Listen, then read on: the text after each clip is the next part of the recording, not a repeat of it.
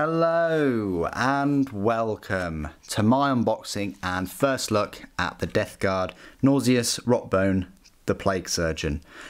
One of these will set you back £15.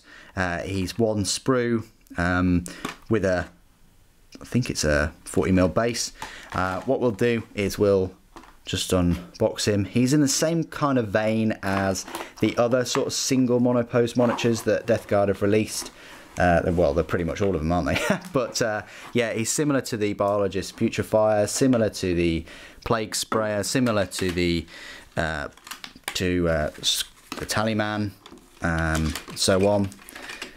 That he comes in this clam pack with a base, with the sprue itself. Made an absolute pig's ear of opening this, haven't I? Oh, come on. Good. Right. So it comes with this little sheet of paper which has a picture of him and has one stat line, which is the same stat line as like the Tallyman and things like that.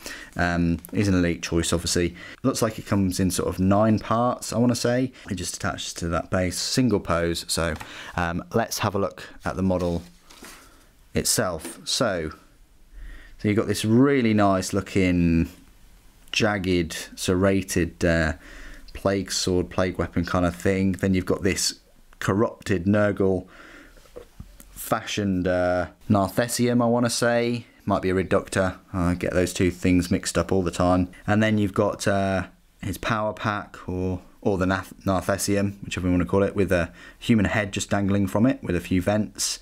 And he's got his, instead of like the light, instead of the flashlight or torch that a normal apothecary would have, he's got this skull, so maybe light emits out of that skull. Then he's got this speaker type thing. He's got a couple of vials there going on and a couple there.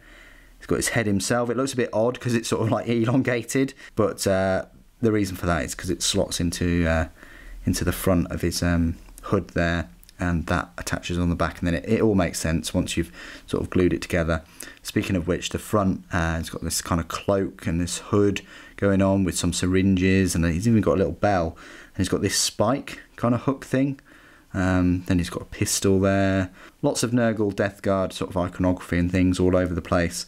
I want to say there's sort of less detail than the Tallyman, but we'll do a comparison between them both once I've glued it. So, and speaking of which, I will go away and create this model, build it, and get you a review out. I'll talk about the rules and the stat line and things as soon as I possibly can. Thank you ever so much for joining me today. Thank you for watching. The Emperor Protects.